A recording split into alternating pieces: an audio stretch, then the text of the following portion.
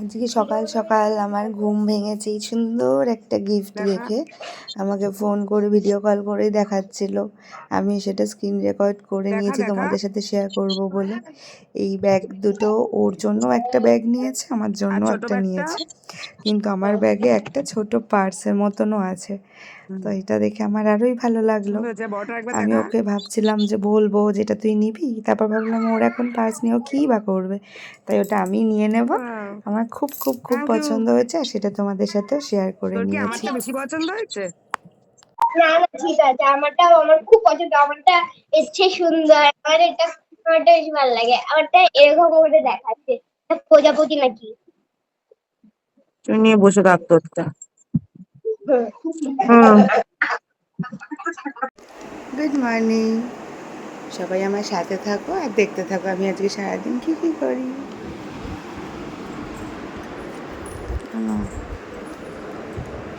Good morning. Bye bye.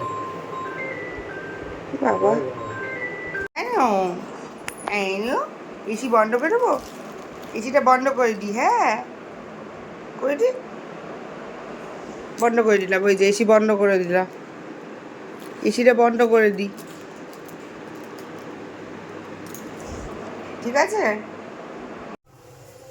এখন মাছগুলো আগে ভেজে নেবো, বার করে রেখেছিল সকাল সকাল যাতে শক্ত হয়ে না থাকে। ওকে বানিয়ে দিয়েছি ছাতু, কিন্তু আমার আর আজকে কিছু খেতে ইচ্ছা করছিল না, একটু প্রসাদ খেয়ে জল খেয়েছিলাম। তারপর দেখলাম খালি পেটে থাকলে যদি আবারও বেশি গাটা গোলায় শরীর খারাপ লাগে, ওই জন্য একটু পাতলা করে আমিও ছাতু খেয়ে দিয়েছি। তেলটা গরম মধ্যে দিয়ে এদিকে আমি মশলাগুলো রেডি করে নেবো।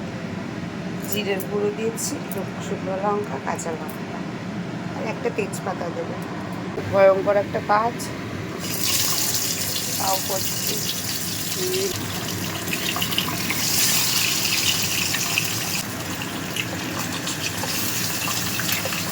চিন্তা করেই হোক।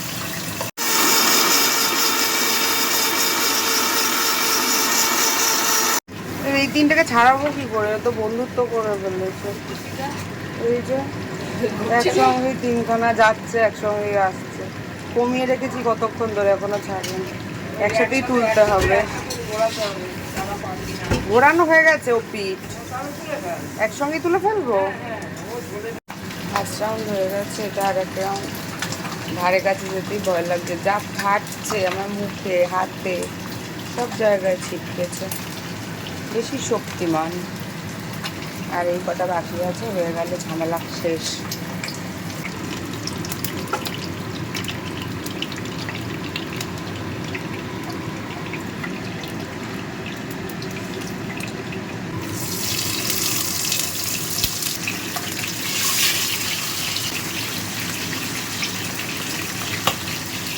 হ্যাঁ,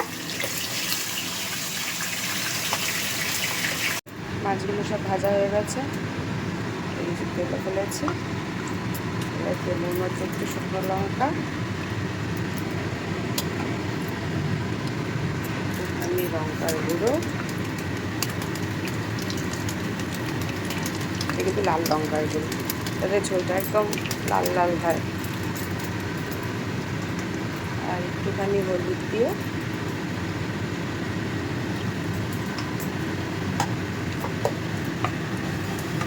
ভালো করে নাড়াবো।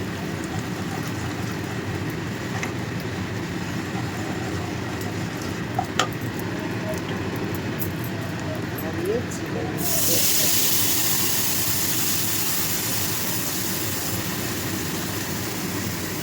এটা পরে জল মাখিয়ে দেবো।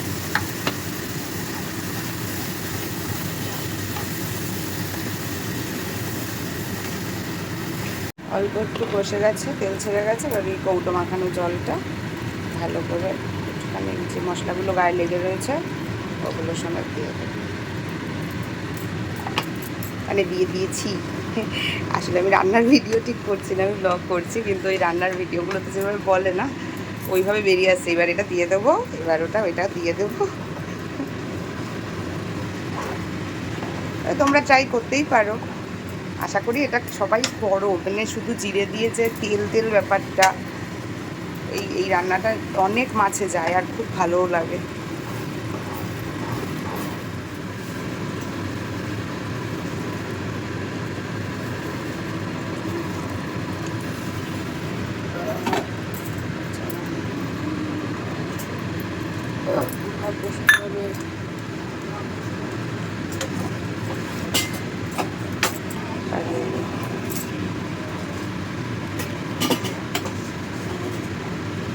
জলটা ফুটে জলটাও অনেকটা টেনে নিয়েছে, তাই এখন মাছগুলো গুটিয়ে গুটিয়ে দিয়ে দেবো সব কটা।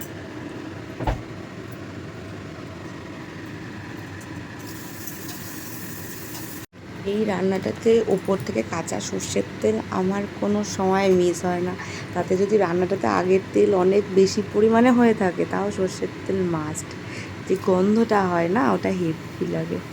মাছ হয়ে গেছে, এবার অল্প করে একটু মুগ ডাল বসিয়ে দেবো, কারণ বাবা মাছ খাবে কিনা জানি না, তাই একটু ডালও করে রাখলে ডালটা দিয়ে কিছু একটা ভাজা দিয়ে খেয়ে নেবে। মাছগুলো ভাগে ভাগে বেড়ে রাখছে, আর এদিকে আমি ওই মুগ ডালটা ভেজে নিয়েছি। ভেজে জল দিয়ে ধুয়ে প্রেসার কুকারেই যখন রান্না হবে, তাই আর কড়াই বাড়িয়ে লাভ নেই। ওই জন্য একটা ছোট্ট পেনিতে অল্প করে একটু ফোড়ন দিয়ে তারপর ওটার মধ্যে দিয়ে দেবো। আর মুগ ডালটা করবো হচ্ছে জিরে, তেজপাতা, শুকনো লঙ্কা আর ঘি দেবো, অল্প কাঁচা লঙ্কা দেবো, দিয়ে একেবারে প্রেসার কুকারে দিয়ে সিটি মেরে দেবো। এই জিনিসটা জানো তো মায়ের থেকে শেখা। অনেক সময় দেখেছি কোনো কিছু রান্না করছে, পাশে একটা ছোট্ট কিছুতে অল্প একটু কষিয়ে ঢেলে দেওয়া, যেমন আমিষ খিচুড়ির ক্ষেত্রে দেখেছি। তারপর এরকম ফোড়ন তো মা হামেশাই করতো, মানে একটা আলাদা ছোট্ট পাত্রে ফোড়ন দিয়ে মানে ফোড়নটা তৈরি করে ওটা এই যেই পাত্রের মধ্যে রান্নাটা হচ্ছে সে ডাল সেদ্ধ হোক বা অন্য কিছু সেটার মধ্যে ঢেলে দেয়।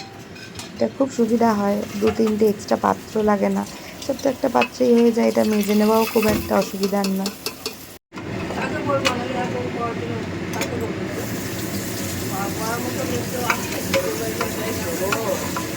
আয় চলে আয়, আসো আসো, যাও যাও।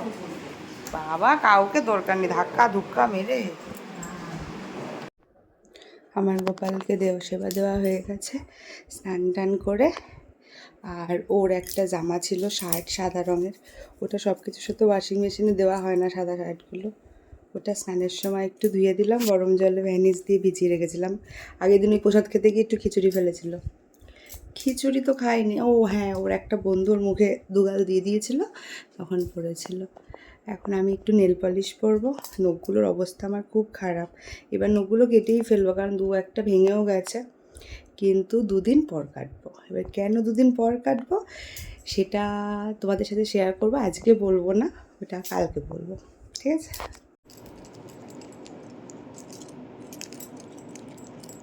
এই কালারটা খুব ভাল লাগে, জুডিও থেকে এনেছিলাম, অর্ধেকটা শেষ প্রায়। লালই, কিন্তু এই বলে না কালচে লাল, যেটাকে ডিপ লাল, মেরুন নয়, লালই একটুখানি ডিপ। আগে না নেল পালিশ পরার সময় খুব নখ বাঁচিয়ে পরতাম, মানে আঙুল যেন সাইডে না লাগে, ধারে না লাগে, কিন্তু এখন ভাবি 2-একবার হাতে জল পড়বে, আর বিয়ের পরে জলের কাজ মানুষের একটু হলেও বাড়ে, তো 2 মিনিট অন্তর অন্তর হাতে জল লাগবেই, আর জল যদি হাতে লাগে এমনিই সাইডগুলো উঠে যাবে, তাই এখন আর অত ভাবনা চিন্তা করি না, স্যাট করে পরে নিই। হয়ে গেছে পড়া। তোমরা বলো যদি রাক্ষসী লাগে, যেহেতু নখগুলো ভেটকে দিলাম, যদি রাক্ষসী লাগে তাহলে এটার ওপর দিয়ে 1 কোট গ্লিটার দিয়ে দেবো, তাহলে এটা হালকা হয়ে যাবে। আর গ্লিটারটা তো ভালোই লাগে, কারণ আমার একটা নখ ছোট, একটা নখ রাক্ষসের মতো বড় হয়ে গেছে, আর নষ্ট করে দিলাম, কারণ এত বড় বড় নখে লাল রঙের নেল পালিশ করলে এমনি একটা ভূত লাগে। দেখা যাক, যদি বাজে লাগে বলবা, তাহলে আমি কালকে এটার উপর একটা গ্লিটার দিয়ে দেবো গোল্ডেন কালার, ঠিক আছে? আমি যদি দুপুরবেলা খেয়ে উঠে ঘুমাই তাহলে না আমার ঘুমটা ভাঙে না, আর আমি তো এমনি দুপুরে ঘুমাই না, এবার যেহেতু রাত্রিরে ঘুমটা ঠিক করে হয় না, ওই জন্য দুপুরবেলা কখনো ঘুমিয়ে পড়লে আমার ঘুম থেকে উঠতে উঠতে 6টা সাড়ে 6টা বেজে যায় যদি কেউ না ডাকে। তখন চাটাও বানানো হয় না, খুব কমই হয় এটা, কারণ দুপুরে ঘুমানোর অভ্যাস নেই আর ঘুম আসেও না। এবার রাত্রিরে কম ঘুম হলে তখন তো মনে হবে যে একটু শুয়ে নিই, তাহলে ঘুমের মানে খামতিটা পূরণ হয়ে যাবে। ওই জন্য আমি এখন বুদ্ধি করে নিয়েছি, আমি যখন চান টান করে এসে তারপর দুপুরবেলা ঘুমিয়ে নিই ও আসার আগে, কারণ ও খেতে আসে 3:30 4টের পর, তারপরে গিয়ে রেস্ট নিতে গেলে তো অনেকটা সময় হয়ে যায়। ওই জন্য আমি আজকে সব কাজ টাজ মানে স্নান টান করে গোপাল টোপাল দিয়ে নেল পলিশ পরে প্রায় 1:30টা নাগাদ শুয়ে পড়েছি। ঘুমাতে ঘুমাতে 2টো 2:30 বেজেইছে, কিন্তু এই 4টে অবধি ঘুমিয়ে নিলাম। এখন এসে ও ডাকলো, এখন খেতে যাব। খাবারটা নিয়ে নিয়েছি, যে বেড়েই রেখেছিল। ডালটা আমার ইচ্ছা করছিল একটু ডাল দিয়ে বেগুন ভাজা দিয়ে খেতে, মুগ ডাল। এই যে মাছ, আর এইদিকে কাতলা মাছ ছিল 2 পিস, ওটা গরম করতে বসালাম। আর এইটা দিয়ে না বিকেলবেলা কিছু বানাবো। বাইরে ওয়েদারটা পুরো বৃষ্টি বৃষ্টি, আর এই মেঘলা ওয়েদারে কিছু না বানাতে ইচ্ছা করে, খেতে ইচ্ছা করে চায়ের সাথে, সেটা আর করা হয় না। তা আজকে আমি ঠিক করে নিয়েছি যতই পেট ভর্তি থাকুক আমি কিছু একটা বানাবোই, বানিয়ে খাবো। টিং। এই যে এটা কাতলা, ও বাবা, একজনের সাথে একজন চিপকে রয়েছে এখনো। এই যে পাতা। প্রথমে একটু ডাল দিয়ে খাচ্ছি। আমার বাপের বাড়িতে জানো তো প্রথমে আমরা মাছ দিয়ে খেয়ে ডাল খেতাম, কিন্তু এখানে আগে ডাল দিয়ে খেয়ে তারপর মাছ। এবার যেহেতু জিরে দিয়ে করেছি, তাই পাবদা মাছটা আগে খাবো, তারপর কাতলা মাছটা খাবো। কাতলা মাছে যেহেতু পেঁয়াজ রসুন দেওয়া হয়েছিল, তাই কাতলা মাছটা সবার লাস্টে খাবো, কারণ পেঁয়াজ রসুনের রান্না আগে খেয়ে নিলে না শুধু জিরের স্বাদ বা নিরামিষ ফোড়নের নিরামিষ মশলার রান্নাগুলো বোঝা যায় না স্বাদটা। ওই জন্য আগে ডাল, তারপরে পাবদা মাছ, তারপর কাতলা মাছ। আমি সব রান্নাই এত পরিমাণে লঙ্কা ডলা মনে হয় আমার শাশুড়ির কাছ থেকেই শিখেছি, কারণ আগে ঝাল এতটাও খেতে পারতাম না। আমি এখানে এসে আমি যতটা ঝাল খাওয়া শিখেছি। আমার মা বলে যে তুই এত ঝাল খাস কী করে।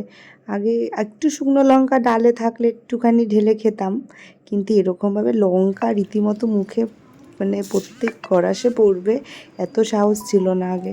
এখন কিন্তু খাই। তবে আমি না না আর খাবো না, মাছটা যা খেলাম তখন। মাছটা কোথায়? মাছগুলা খেলে বল দুটো। ওইটা তোমার কাতলাটা আর পাবদাটা, সেই চা বসিয়ে দিয়েছি, আর এদিকে এগুলো রেডি করে নিয়েছি। তো দেখা যাক, তবে এটা বানানোর পরে চাটা গরম করে বন্ধ করে দেবো, চা পাতাটা একটু পরে দেবো, যাতে এইটার সাথে এইটা গরম গরম খাওয়া যায়। একটু চিজও দেবো, কিন্তু আমার কাছে যেহেতু মজারেলা চিজ এখন নেই, এবার যেহেতু স্লাইস চিজে আছে, স্লাইসগুলো তো আর টুকরো টুকরো কাটা যাবে না, তাই এটা একেবারে ভিতরে না দিয়ে বলগুলোর একেবারে মানে মাখাতেই দিয়ে দেবো। হ্যাঁ, পেঁয়াজগুলো চপ করছি।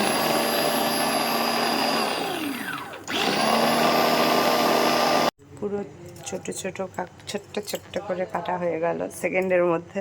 আমার মাথাতেই ছিল না এটার কথা, হট করে মনে পড়লো।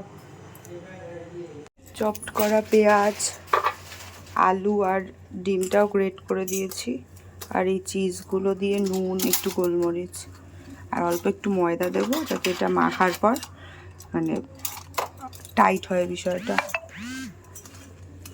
ব্রেড ক্রামস একটু থাকলে ভালো হতো, কিন্তু নেই যেহেতু এমনি ময়দাতেই কোট করে বলগুলো বানিয়ে নিয়েছি।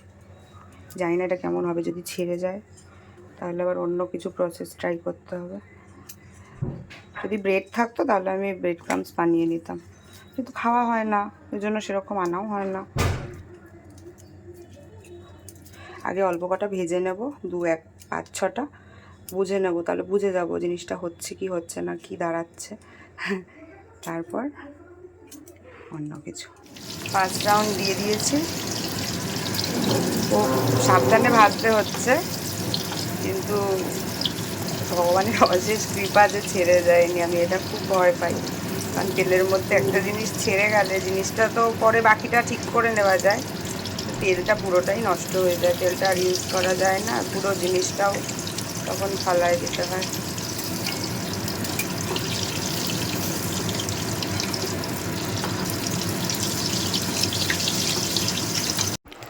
আমি পুরো স্নান গ্রিন টিটা ওখানে দাঁড়িয়ে খেয়ে নিয়েছি, আর এইটা নিয়ে এসেছি এখানে খাবো বলে। এটা যেহেতু ওই বেড ক্রামস বা ইয়ে দিইনি, একদমই ক্রাঞ্চি হয়নি,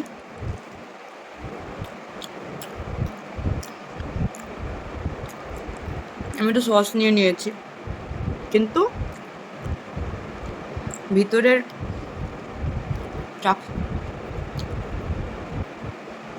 চিজ বলের মতনই হয়েছে, কিন্তু একদম ক্রাঞ্চি হয়নি।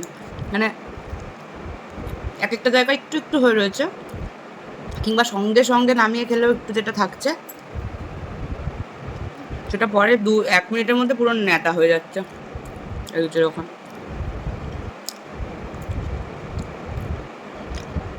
টেস্টটা ভাল লাগছে, কিন্তু ওই ওইরকম নেতা নেতা অতটা ভাল লাগে না।